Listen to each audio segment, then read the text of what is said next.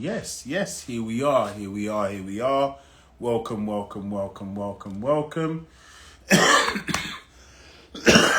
apologies, got a bit of a cough.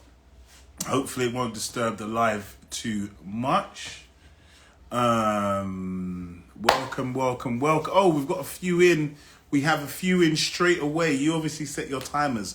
Thank you so much. Thank you for getting here on time. 8:30. You know what time it is. It's Tuesday. It's Let's Talk Education live. Please ping in your friends, your family, your loved ones. You know what the conversation tonight is about. You know what tonight's conversation is about. I did a post on this. I told you, on time for once. Yes, you are on time. Credit where credit is due. You know what tonight's live is about. I only come on to do the lives if I'm spitting hot fire. You know that. I'm only coming on here to do the lives if I'm coming to talk some serious talk. And I've really planned this one, guys. Like my laptop, look, normally it's freestyle. Laptop's here, guys. The laptop is here. You know I am ready for tonight's live. I told you. I warned you. I created the reel. I had so many people DMing me about this subject. They wanted to hear my point of view. I am going to give it to you. Guys, I'm going to be raw. This is going to be uncomfortable. I am going to say things you may not like. I'm warning you from now. I am probably going to say things that you're not going to like. Unfortunately, because I feel we have reached almost critical mass. Yeah. Our children have reached a point. We're on the precipice. I have to do this simply to explain and say, you can't say you weren't warned. You cannot say you weren't warned. So even if I have two people in here at the end, this will go up on my page. You cannot say nobody told you. That is what you can no longer do. You can never ever say, nobody told you. I am saying to you, tonight's topic and subject is going to be, why are Black Caribbean children failing at GCSE? I'm not sure if you saw my reel. If you saw my reel that I put up, I think it was Thursday night, just give me a yes. I'm going to repeat to you.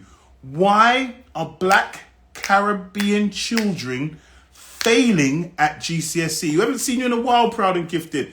Please ping in, share. I repeat, why are Black Caribbean children failing at GCSE? And when I say failing, some figures were released.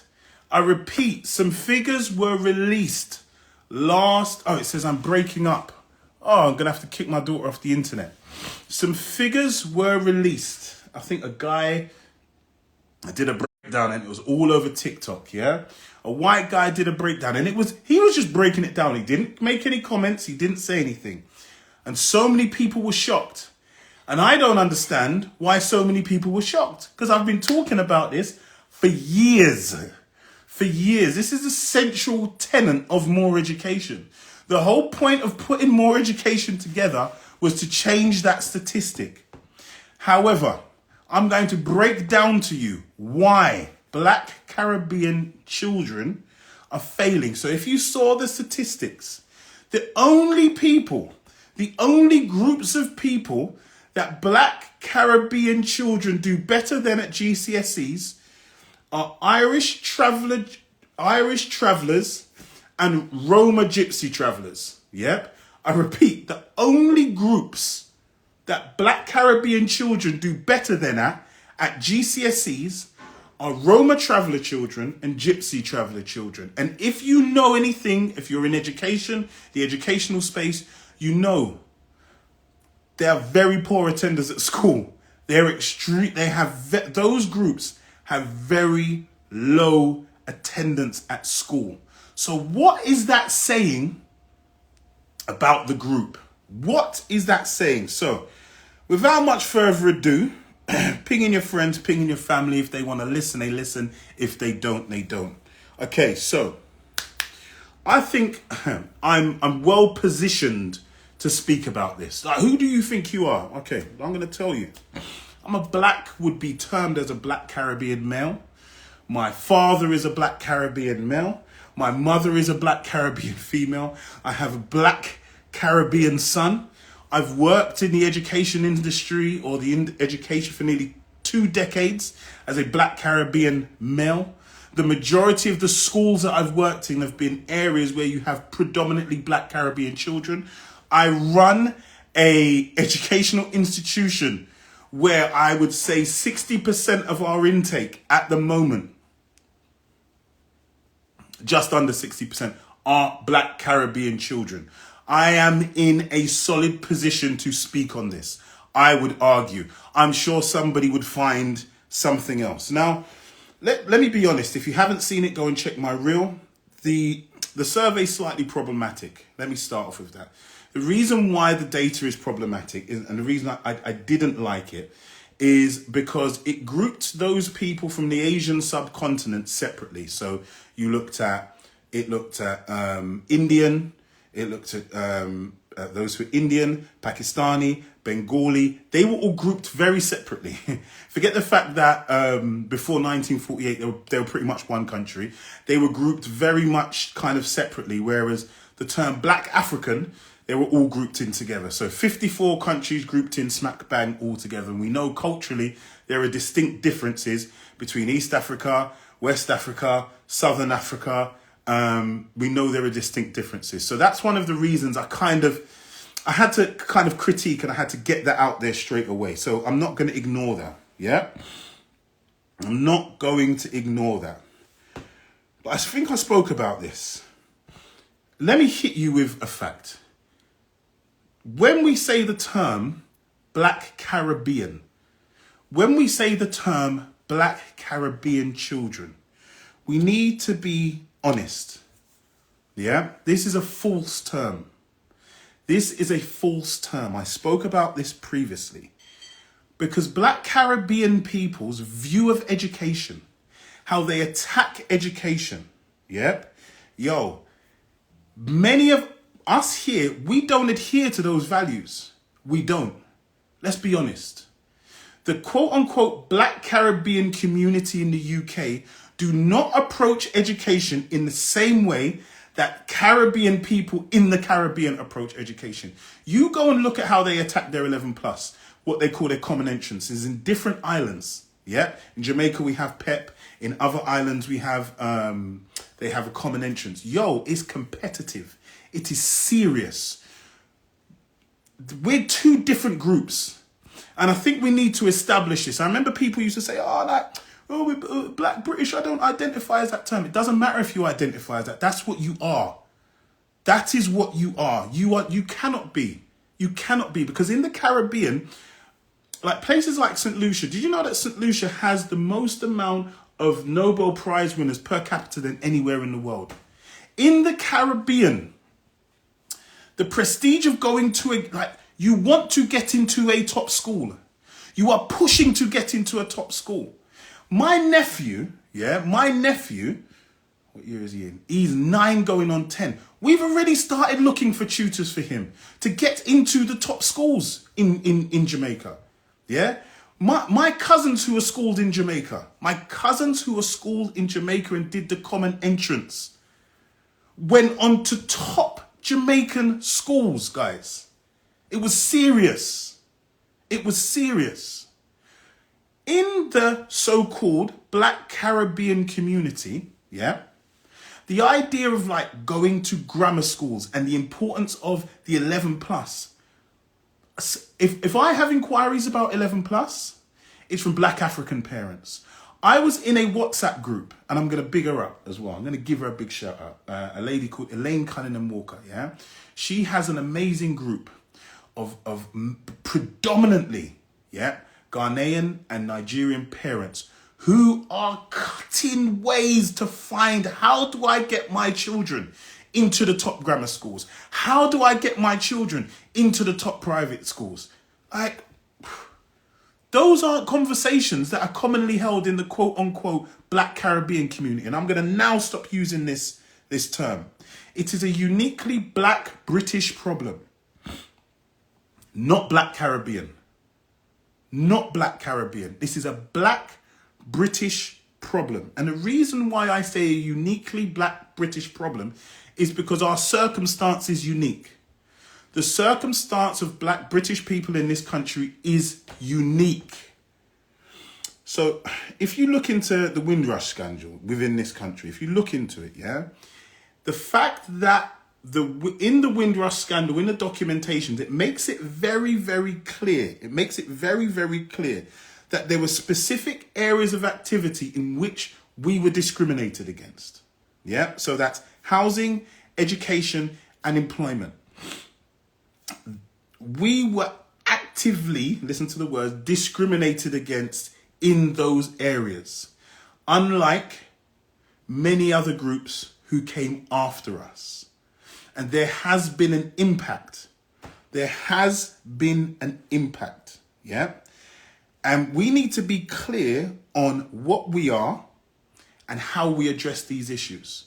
And I think the issue is we are not clear on what we are and how we address these issues. We are a very unique community that's different to other communities. Because in the comments, it was like, oh, rare, Black African, blah, blah, blah, this, that, and the other. We haven't really caught on to how this kind of game works. And one of the interesting, I'm in a few WhatsApp groups, yeah? One of the cards that we use and the word that we use, and we love to throw it out there. We love to, and this is going to be the first thing that's going to hurt you when I say this, yeah? We love to throw out this word racism. We love to throw the word, we love it. That word's dead.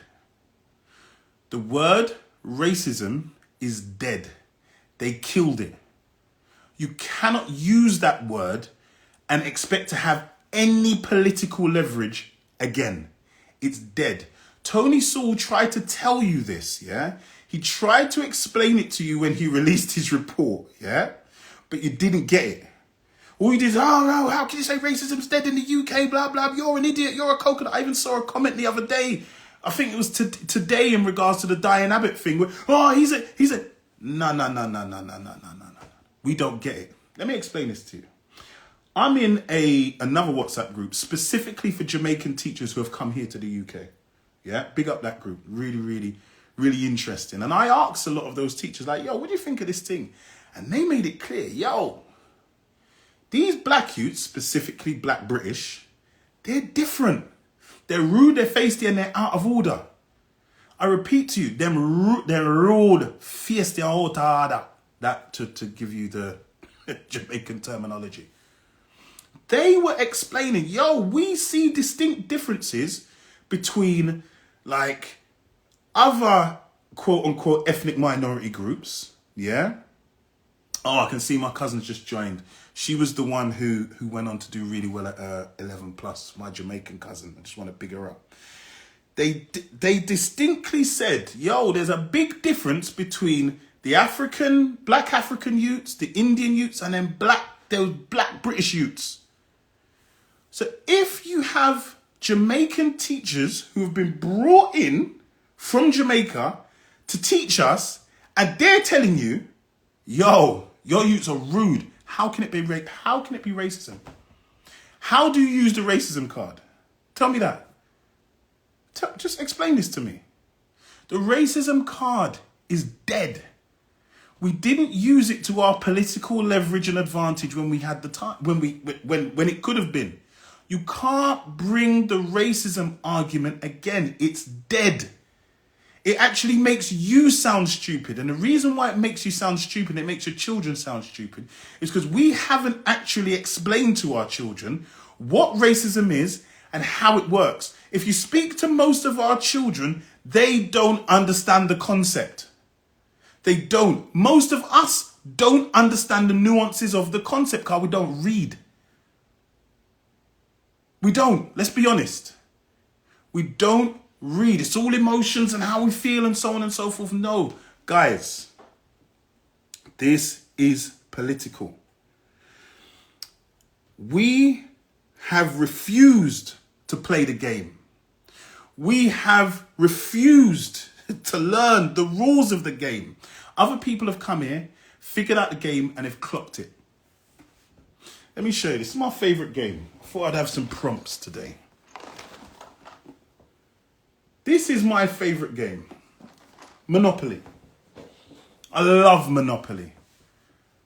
It has been a central point of many arguments in my family, but I love Monopoly. And I know the rules to the game. I understand the rules to the game. And it doesn't matter how much I want to manipulate or this, that, and the other. There are very basic rules to the game of Monopoly in order to win. Everybody knows this.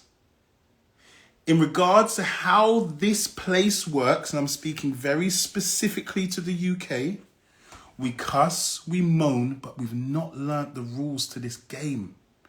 We refuse to learn the rules to this game. And this is why our children are in the position that they are.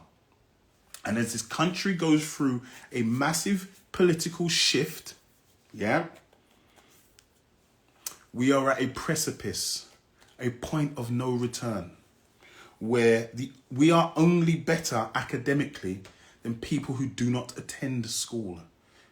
Their attendance is shocking. I repeat, when you look at the rankings, when it's broken down ethnically, Black Caribbean children only do better at school than Roma gypsies and Irish traveller gypsies. That's it. Everybody else beats you. One of the things we've not understood that other groups have understood is how the UK, in regards to its class-based system, is different to the US. We think about money and status. In the UK, money does not equal status. We think money equals status. Money does not equal status. And there's we don't deal with the system, we don't deal with status. You have to get in a position of status and power to exact change. That is the way how it works. Money can fund things, but you need people in positions of status. What denotes status here is education. In the UK, so you get immigrant groups and they're saying, I remember man used to take the mick out of the West Africans. The West African crew, you always hear them saying their parents, if you weren't a doctor, a lawyer, an engineer, you were a peasant.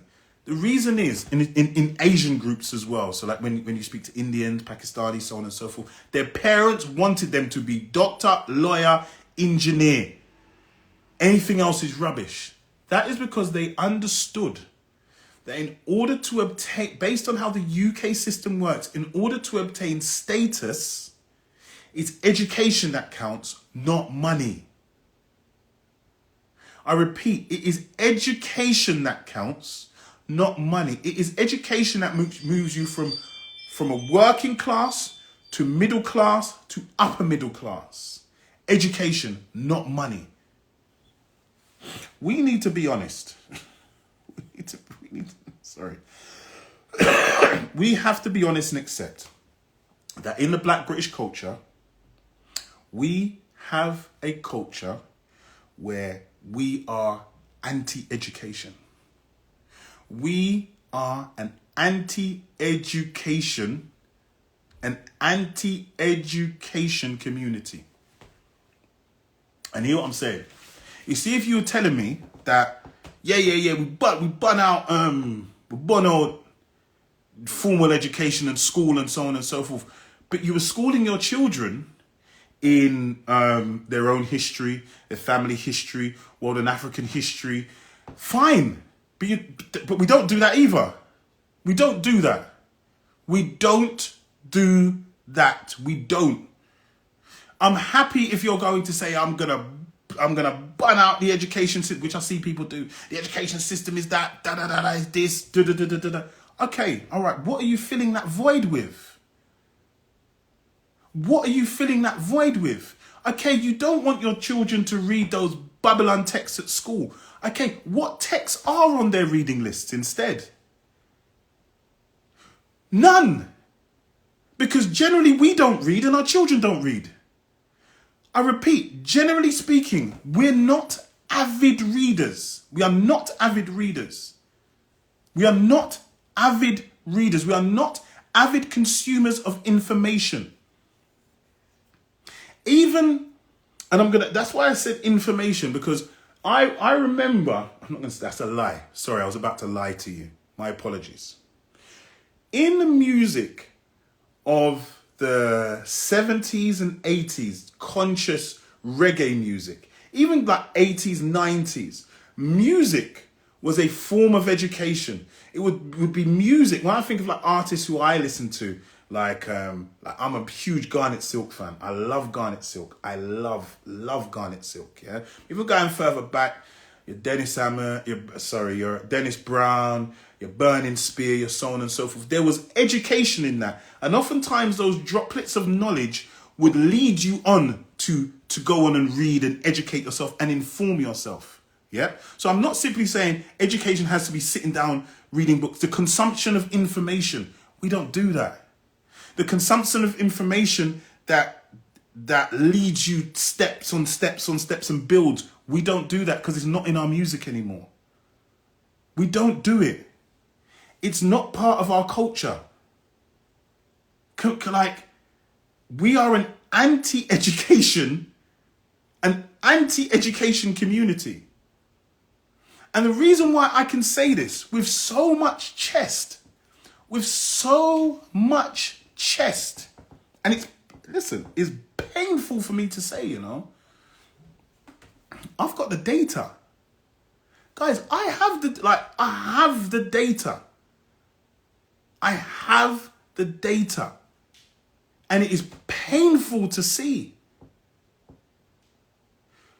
Other communities outside of, if I am of black, I would be regarded as black British. I was born here, right? My parents weren't necessarily, but Bananya and so on and so forth, yeah? Before we went online, and before I kind of engineered or changed more education, before we went online, we were in a community centre in Edmonton. And I've said this numerous times, because I've read all of the comments. We were in a community centre in Edmonton, yeah? And we weren't predominantly supported by members of our community. I'd say most of our students came from other communities. He may listen to this, yeah? We had Asian, Greek, Turkish, big supporters of more education, huge supporters of more education, massive. I've spoken about this before. Let me show you how other communities work. They will recommend, I had a child, yep. I never met his parents. He turned up to my class with two £50 notes in his hand. And he said, my cousin said, you, Mr. Moore, will help me pass my English GCSE. I said, I cannot accept you. Take a form, get your parents to sign it and bring it back to me. Yeah? From members of that community, I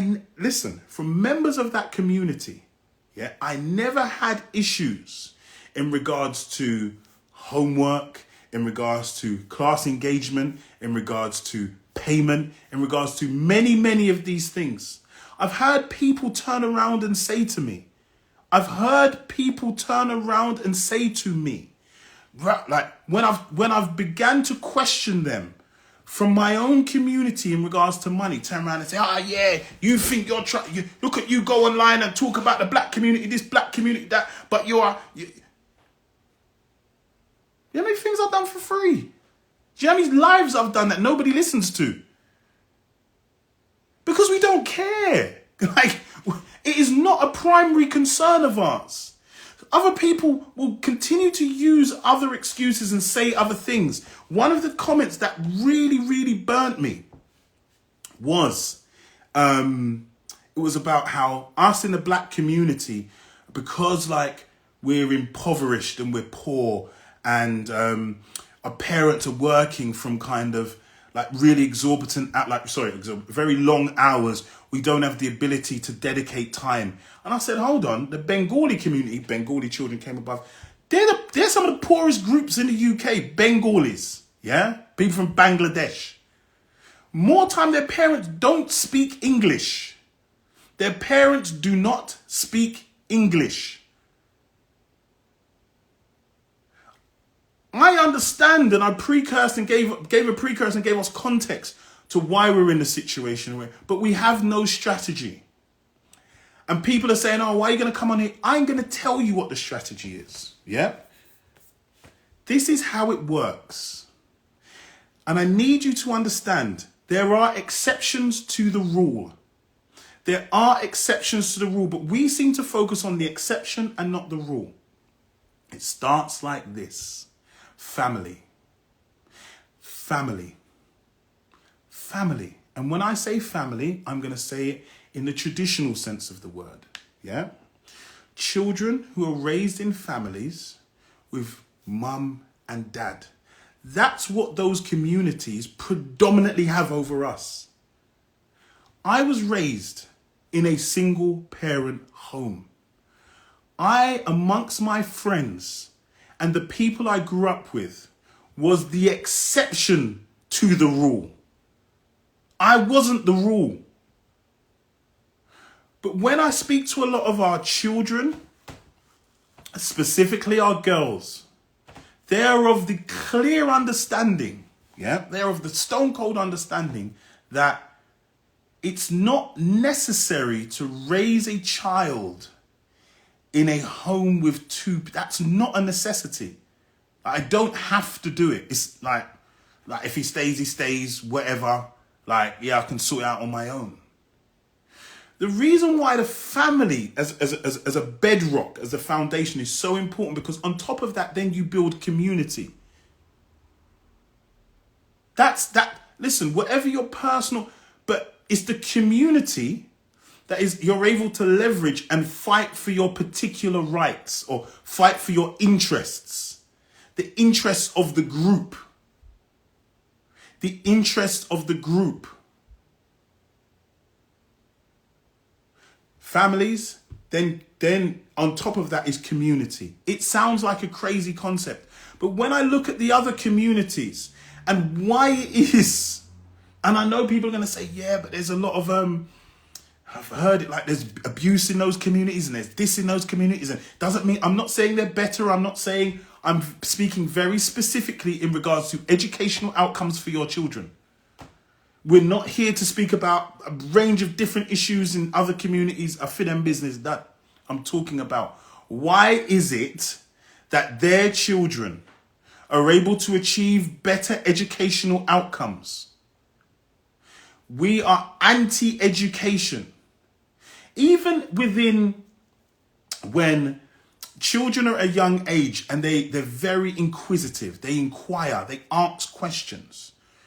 We can be very bloody dismissive of our stop asking me questions, man. Huh? You have a child who is asking you questions, who is inquisitive. And we have a culture of being dismissive. That's how embedded our anti-education mentality is. It's embedded. Oh, stop asking me too many questions. If your child is asking you about different kind of things, and yeah, don't get me wrong, I know they can be a bit jarring, yeah? But taking the time and having the patience to fill your child up, that lovely curiosity that children have, that's what develops that love of education, of learning. That's why when they get to 12, 13, 14, you ask them, I don't know. What do you want to do? I don't know. What do you enjoy? I don't know. Because they've been told to shut up and sit down in a corner for the last 10, 12, 13, 11 years. So now all of a sudden you want to ask them, I don't know. What? But you expect your child to be all of a sudden now when it counts. No, it starts from 2, 3 years old and continually fostering that love of learning and exploring and education. It doesn't have to be maths and English. I can't remember, I saw something that was saying why you see so many like white middle class people in the creative spaces, in the creative industries, yeah? That's because, so it doesn't have to be like Dr. Lawyer all the time. I'm saying because that love of learning and those questions were answered, it was fostered, it was developed. And what that takes, because mum might be it might be too much for mum, but you have dad, you have grandma, you have this, you have that. You have a range of people who can fill that void. But it doesn't work like that in our community. It's very singular. It's very, I'm doing my own thing. The last thing I'm going to drop on you, yeah? The last thing that I am going to drop on you might be a bit heavy. So I've said family, and I say that in the sense of the word as in mum, dad, in the yard, giving a holistic for a child. That isn't the default. That is not the default. Whereas in many of the other communities who you saw there, that's their default. They understand if you're playing this game to win, that is the default. That's why you get people who stay in marriages until their children go off to university, because they understand that's what works, no matter how hard and difficult it is. I'm not advocating for it. I'm just explaining to you how the game works and why we're failing. One, because families build community. Communities advocate. We have no real advocacy within our community. Somebody came out today, and I did one months back. I'm going to find it. I was speaking about Diane Abbott on one of our lives. And all we've got is little smutterings of, oh, no, so bad. And little people coming on TikTok and this, that, and the other. See, other communities, you come out and say something about their leading MP that is deemed as racist. You're dead, bruv. You're finished. The whip is removed. You are condemned. You are condemned. If you come out, and you've seen it in recent times, you've seen it in the last few weeks, you come out and say anything about another community, a member of that community, you're dead. You're finished. Whatever sphere you're in, your business is over, your career is dead, it's finished. It's finished. But we are weak because we don't believe in family. And I repeat, when I say family, mum, dad, build community. Please don't think I'm speaking from a position of authority. I've said it. I didn't grow up under those circumstances. However, seeing it, this is how it works. The final thing, and normally I'm half an hour, but you know I'm going to go over. And this is something that hit me when I realized it. It punched me in the face. It smashed me in the face. It affected me for a while. And I'm speaking specifically of those black British children of Caribbean descent. I'm being specific. A lot of our children live in godless homes, bruv. A lot of our children live in godless homes. What do I mean by godless homes? I'm going to hold my hands up. Guys, I'm not even baptized. I wasn't even christened. So please don't believe I'm coming here preaching from the pulpit from a position of, ecclesiastical authority. No, I'm not. However, I did go, myself and my brother went to church schools, yeah? And that was kind of the standard of many Caribbean families. We're going back over 40 years. Yeah, where the church, oh, please, Miss, I'm going to have to kick you off, Miss Debs, because you've stolen my thunder. You've stolen it. I went to a church school. Yep. I went to a church school. My brother went to a church school. They were Church of England schools.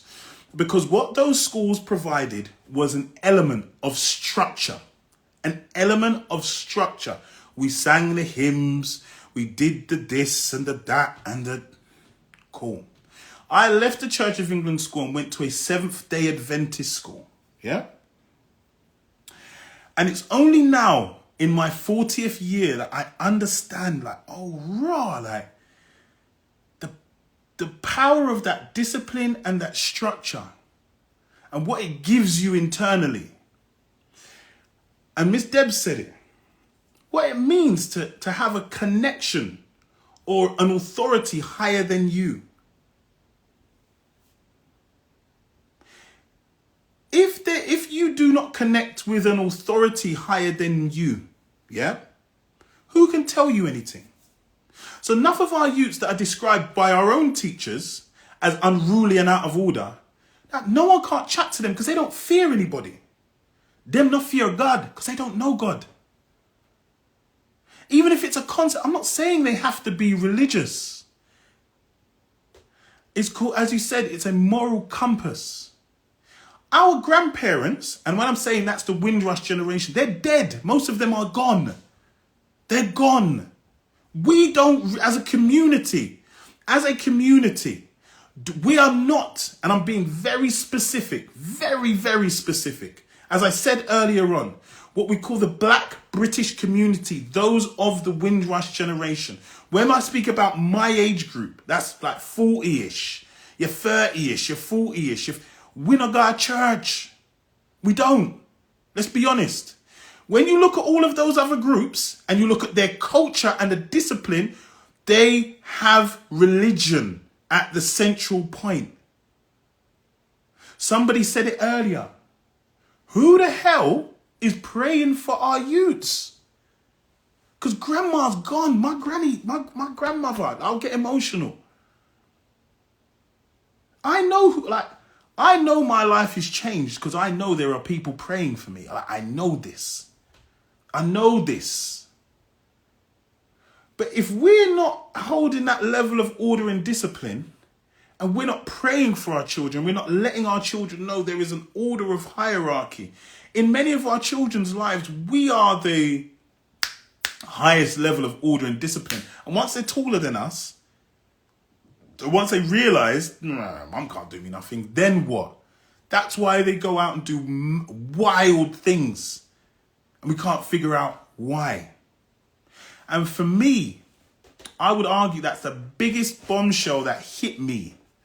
A lot of these children come from godless homes. A lot of us have instilled godlessness in our children. Because of that, they lack, and I'm going to steal words from this live, they lack discipline and a sense of a basic moral compass.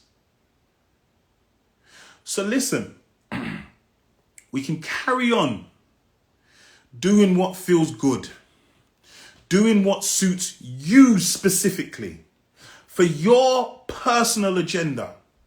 We can make all of the excuses in the world. Go into my comments, please. It's wild. It's the mad thing, because some of them are right. So some of them, when they talk about, a lot of our children have undiagnosed needs. Like undiagnosed, yeah. But they won't get the help because a lot of the parents need therapy. In our community, therapy is frowned upon. So oftentimes, even at school, when they're offered therapeutic support, they refuse it. I've been there. I've seen it. I sit in the meetings. I lead, I line manage teams. The therapeutic, we are often the architects of our own children's downfall. But seldom do you see us accepting the blame, like, yo, these are the problems.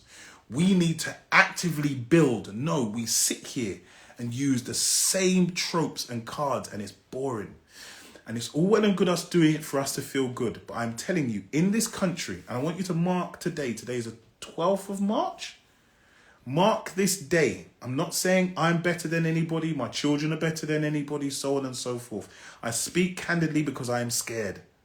I speak candidly because I am absolutely petrified of what the landscape in this country will look like for our children because they lack these things. Please, you can cuss me a little more. I know you probably will. It's fine. You can unfollow me a little more. Please do. But I'm not saying this for likes, for follows, for clout. Not doing that here. I'm doing that because I have years of experience and I can see where this is going. I can see where this is going. I repeat, the groups that sit below us have communities. So you have Roma Gypsy travellers and you have Irish travellers who academically are the only two groups that perform worse than Black Caribbean children. But you know what they have? They have communities and they have industries. Many of their children, they don't go to school. And there's a completely different issue about how the education chooses to engage with those groups. And there is discrimination there. I'm just going to put that there. That I'm not going to be ignorant. However, those groups can go into very specific industries, yeah, that they've been in for years and survive. And thrive to a certain extent. You see, your Black British children, in a way where we've refused to play the game, we've refused to set up any form of structure to how our children work. We haven't created any industries for them. We haven't created any jobs for them. Nothing. They're going into the land of the abyss. Other cultures have worked out, the key to this thing is education. Get the education. Louder, the rude boy thing or trying to be cool and this, that and the other. Yet be the neek, get teased, don't wear the best trainers, blah, blah, blah. 15, 20, 25 years we're set. Yeah? Not only are we set, but you've set up all of the youths in your family and this one's a teacher and that one's a doctor and this one's a this and that one's a that. We're perfectly happy for our children to leave school, yeah? We're perfectly happy not to engender a love of education and learning. When the education system begins to chew up our children, we complain. We've not set up an alternative system, yeah, in all the years we've been here. We don't have our own schools or anything like that. We just complain. That's all we do. And ask for help and please and the system, blah, blah, blah. We have not set up anything. We don't support anything. Specifically for the needs that we know. We know what our problems are. We've done nothing. I take that back. We have done things. We've not supported them enough and kept them going. I take that back. We have. There are people who have done a lot. We have not en masse as a community made sure it is a top priority to make sure these things keep going. My apologies to my elders who have done a lot of work. But as a community en masse, we ain't backed it. We complain. We comment. Even Diane Abbott today, all you'll see is posts. All you'll see is lives or whatever. You won't see any serious thing happen. But we're leading our children down a road, a dead-end road, because they will have no bloody jobs in the next 10 to 15 years because they're unskilled. They're unskilled and they're uneducated. This is 2025 pretty much. This is like, them sci-fi times where we used to sit down and think, how could we have been so irresponsible to create this space for our children where we lead them into a world of such no security, none, no industries in which they can slot into. Where you can call a man and say, yeah, man, he'll turn up on a Monday and he's there. Nothing. Do you know how bad that is? Do you know how terrible that is? No education, no industries, nothing. Please sit down and think about the future of your children. And think about where you're putting your energy. Yeah? Because not all of them can become footballers, unfortunately. Not all of them can become footballers. I don't even know what hopes and desires we have for our girl children. I don't even know what areas we actively push our girl children into. Somebody said, oh yeah, the girls outperform the boys. Yeah, the girls do outperform the boys. But what are the end products for our girls? And what's the point in the girls outperforming the boys and the girls going leaps and bounds beyond our boys, and then in 15 years time, they've got nobody to share that success with, and we know where that story goes. I'm going to wrap up here. Yeah. Thank you very much for joining. I appreciate it. I'm not going to do lives every week. I'm not going to come here and rant every single week. It's not going to happen. I'll continue doing what we do at More Education. We educate children. That is what and one of the things we love doing is we love educating children who love education. We love educating children who really have a desire to learn and be in an environment where they feel safe, where they feel confident, where their parents feel safe, they can talk to us, and our teachers go over and above, break their necks for our children. Yep, so there is no excuse. Everybody have a lovely, lovely evening. I'm on a hunt for some, is it Aveeno oil, that special spray oil, because I couldn't find any in Sainsbury's now. So I have to rush out and go and find some. Have a lovely evening, everybody. Thank you very much to the 33 people who decided to join this evening. Thank you.